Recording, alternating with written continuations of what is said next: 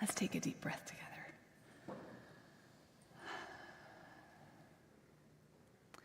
About the time I was beginning seminary, my congregation moved into a new building.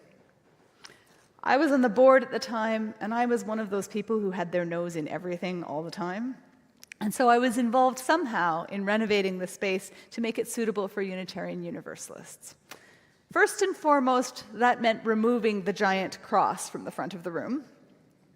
Now, if you're new, I need to clarify, UUs don't have a problem with crosses. We aren't vampires. There's lots of people who are both UU and Christian, but there's also humanist UUs and agnostics and Buddhists and pagans. It takes all types. So a giant cross at the front of the room was a little more of lifting than one perspective than we were looking for. So the theology we worked out very quickly, but in practical terms, it turns out wood is quite heavy. The phrase cross to bear, it's not just a theological statement. Even getting this thing off the wall was a feat of engineering and a near-death experience, and now what? This giant cross wouldn't exactly fit as it was into the back of my minivan. It was going to need to be sawed into pieces. You can't use the power saw in the building because sawdust flies everywhere, and there's an informal rule about no more power saws in the sanctuary, which was on the verge of becoming a formal rule. So this was the line of thinking that led me to a conversation with my friend Anne, who is a woman of great maturity and perspective. This is a sensitive time for your neighbors, Anne explained. With the loss of the old church that shrank down until they couldn't afford their building, your new neighbors will be grieving. But there's also potential for new connection, for inviting people in. And Liz, the community's introduction to Unitarian Universalism cannot be you sawing apart a cross on the front lawn of the old church. I'm not sure how the cross was taken away in the end. For some reason, they didn't involve me any further, but the job got done. But here's the thing. The cross had hung there for many years, beside the huge vaulted windows through which light streamed down. And it's true what they say. Light really does transform everything it touches, particularly on a timescale of years. And so now, the paint around the cross had grown distinctly lighter, but the paint behind the cross had not so much. And so now, immediately behind the pulpit was a clearly stenciled outline. We could have solved this by repainting, of course, but in order to do that, we would have had to agree on paint colors. And the decorating committee pointed out that the colors couldn't be chosen until the fabric for the new chairs, which would replace the pews, was chosen. And the worship committee felt that the pews couldn't be removed until we talked about how we embody our identity and our relationship to authority in the structure of our worship space, and you get where this is going. For many months, we did not worship beside a giant cross. Instead, we worshipped beside a very conspicuous shadow cast by its absence, a giant metaphorical Jesus was here sign stenciled above our heads. This happened in more ways than one, actually. It was on the literal wall, of course, but also in the conspicuous role that the Protestant tradition we come from plays in everything we do. It's in the tunes of the songs we sing. It's in the fact that we meet on a Sunday morning, often in a building owned for that purpose. We've expanded our theology, but the ways we embody that theology have not changed very much for several centuries. And so to me, the shadow of the cross on the wall on Sunday morning was a physical manifestation of a structure that was frozen in time. It said, we've decided to do things differently, but we aren't quite doing things differently because the details are still stuck in committee. At around this time of the shadow of the cross business, I was also feeling kind of personally stuck in committee. I was deeply in love with Unitarian Universalism and its values, and I was expressing that love by going to seminary, where we talked about this shadow of the cross stuff. We wouldn't have used that language, but we talked about the rapid pace of change in society. We talked about modern needs and how we could keep pace with them. But we had those conversations in a university. mirroring the old ways of doing things with every detail of our structure, with all the expense that goes with academia, and the inertia and the gatekeeping. And so by approaching the issue from just that one perspective, we were taking down the cross, but continuing to function within the confines of its shape. Now, I sucked at all of it. Even when I am not critiquing the very premise of school, I am a terrible student. Forcing my brain to study has always felt like trying to wrestle an angry toddler into a car seat.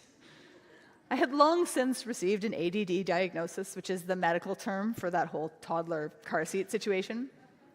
I had received medication and behavior suggestions, and of course, all the messages that go with all of that. At the time, I saw myself as disordered and the wrong shape for academia. But I loved Unitarian Universalism, and I wanted to serve it. And this was how you did it. So I was determined to squeeze into the shape that was being asked of me. Sometimes, like on my good days, I was determined. On my less disciplined days, I would skip the books and sermons we were supposed to be reading, and I'd do what I'd love to do, which is laugh. And so one day, I was procrastinating on homework, watching these comedians on YouTube, and I thought, wait a second. They're talking about the exact same ideas as the people in the books I'm supposed to be reading. They're talking about big topics, often really tricky ones. Stand-up comedians, they'll tackle anything: religion, race, money, ethics. But they do it in a way that's funny and accessible and easy to pay attention to. And this was the beginning of a doorway in me. Maybe the fact that I had trouble paying attention to academia wasn't only the flaw that would make me a crappy minister, although I believe I would have been a crappy minister had I gone that route.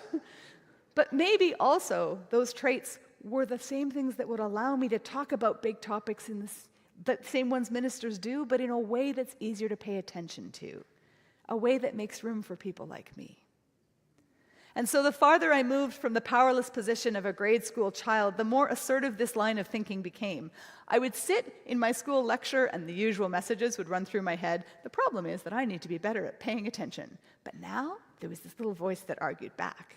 That argued, how come it's always that I have to work harder to pay attention? I have been working as hard as I can for years. How come my professors never have to work any harder at being easier to pay attention to, huh? Now, when it wasn't dry, the stuff I was learning was it was not what I had expected.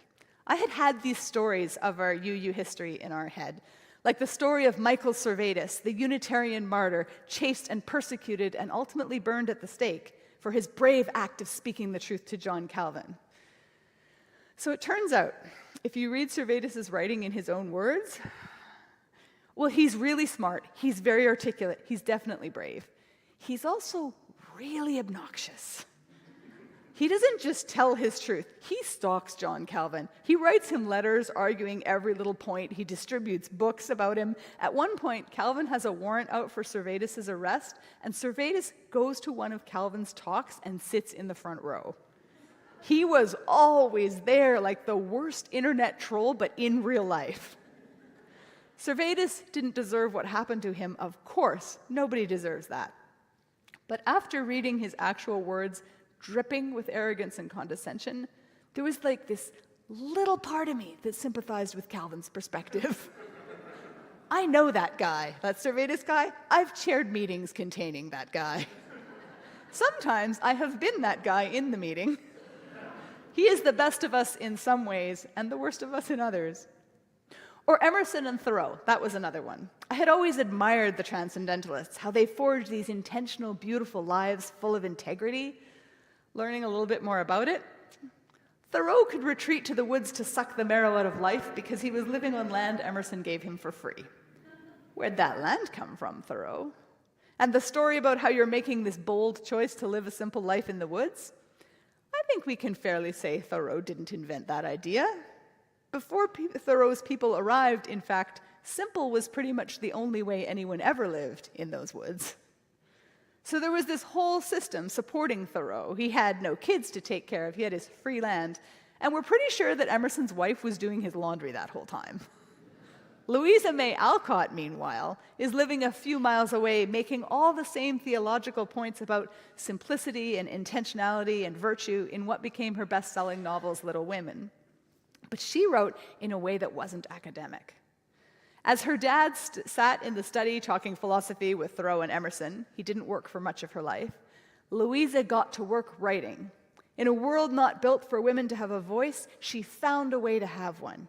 In a world not built for women to earn, she found a way to feed her family with that voice, and she did all of that while she was doing her own laundry.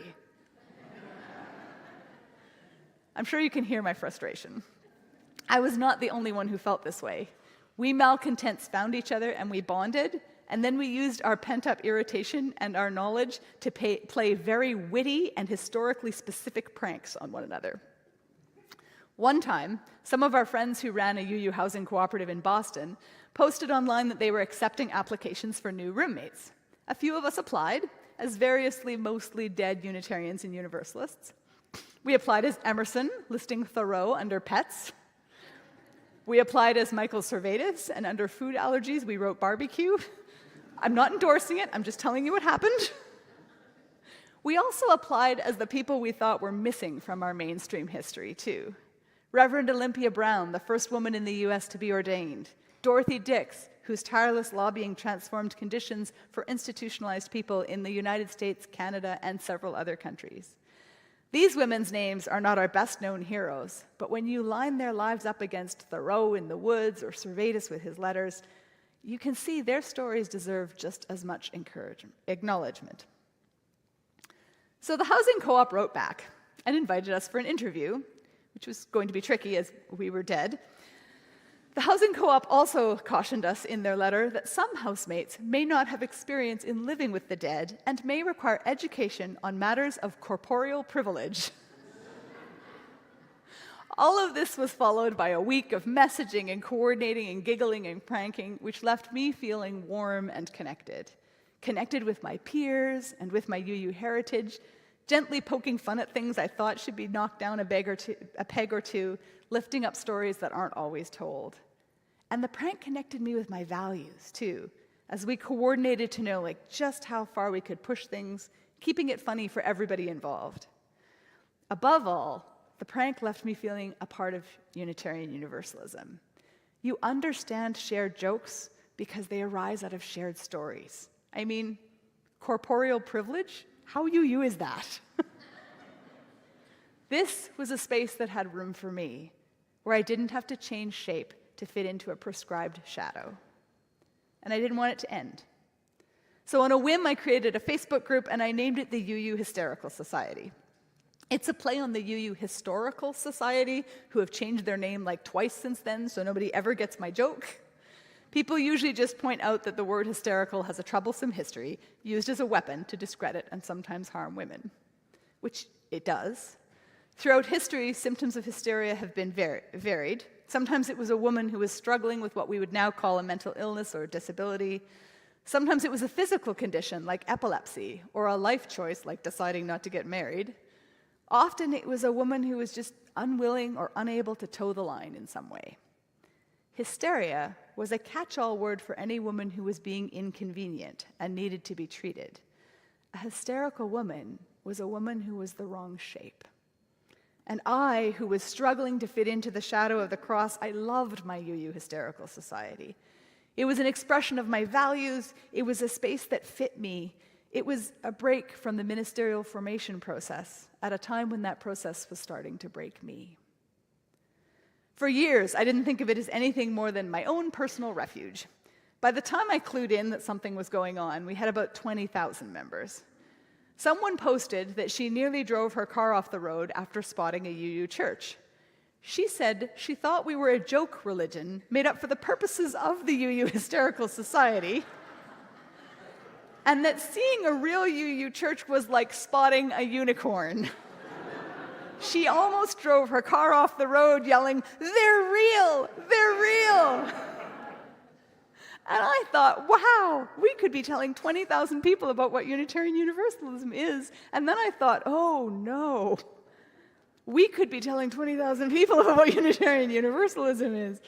I am not the right person to represent UUism on that kind of scale. I didn't finish the assigned reading. Fortunately, I didn't have to be the right person for the job. A religious educator named Kathy Smith joined the team at about that time, and she filled in some of my gaps. And together, we stewarded the group as it continued to grow. And I toyed with the idea, maybe we should become, I don't know, something more? Maybe a legal entity so we could apply for grants to fund all this extra work Kathy was putting in? But even thinking along those lines felt presumptive, like who did I think we were? Like, that wasn't a rhetorical question. I had no idea who we were or what we were doing. And then, in November of 2019, something happened that changed my perspective on the group forever. My friend Reverend Mubutsa Ndajijimana approached me for help raising money to settle a group of UU refugees. In November of 2019, the Hysterical Society held its first charity fundraiser. It was holiday-themed, refugees, that goes with the Christmas story.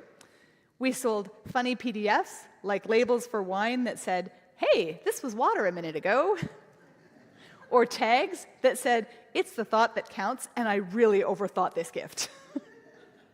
We sold flasks that said, "For when thoughts and prayers are not enough." And this is my spiritual practice. We raised more than $16,000, and on one of my trips to the post office, arms full of flasks, the guy finally says, "Okay, I'll bite. What is a hysterical society?" And I didn't respond how I usually did when asked what I do for a living. Normally, I mumble, "I run a Facebook group that makes fun of my religion." This is not an accurate answer, but it usually ends the conversation. Instead, I lifted up my head and I grinned. And I answered with confidence, and I said, "We're a group that is about joy and community and refugees." We had started gathering around laughter, which is a good in and of itself. It's like a soup kitchen for the soul. But we were slowly turning into more than that. We were still about laughter and community, but also about bringing dignity to people who deserved a chance to build a life. The Canadian not-for-profit Mirth and Dignity was incorporated the following month. To this day, 100% of the profit from our merchandise goes to the charity that Mubutsa founded. But most of what we do is we support forms of UUism that are not supported by traditional institutions. We started with the Hysterical Society, then a board game ministry, a project on TikTok, comedy podcast, most recently online soulful singing. I could go on. This is not an infomercial. You do not need this much detail. Unless you share our vision of UUism beyond traditional structures, in which case, come talk to me about becoming one of the people who supports us with a $5 a month pledge. Okay, now I am done. For now, what I want to draw your attention to is the overarching arc of this story. That feeling of not quite fitting, which is, I find, a feeling that a lot of UUs can empathize with. Many of us became UU because we didn't fit into the communities that we were born into, and we figured out how to be diverse theologically, and I believe we are also right now in the process of creating a structural diversity, a bunch of different ways to be UU. We have together inherited a shadow of a cross, a set of institutions and practices that define real religion that don't completely work for modern communities. I've heard from people who feel like they're tired, like they're trying to do too much, like they're focused on the wrong things. In our churches and in larger society, we are working ourselves into exhaustion, and it's not quite doing the trick anymore. Maybe we don't need to work harder. Maybe we've already been working as hard as we can for years. What if this pressure doesn't mean what we think it does? What if we're not cracking because we're breaking, but because we are turning into something different? What if we lean in to changing shape? After all, when the cracks first appear, you can't know at that time what they mean. I have no idea where that would lead, any more than I had any idea where the prank in 2015 would lead. I just knew I needed to hold on to something that would keep me going, that would keep my spirits up. I do know, though, that the first step now is to give ourselves permission to be who we are, not who we think we're supposed to be, not who we have always been. What would we do differently if we saw ourselves as hatching? As the Leonard Cohen lyric tells us so beautifully, ring the bells that still can ring. Forget your perfect offering. There are cracks in everything. That's how the light gets in. And I think that's true, but it's not quite the whole picture. The cracks are how the light gets in, yes. Sometimes the cracks are also how the light gets out. The cracks are where the hatching starts.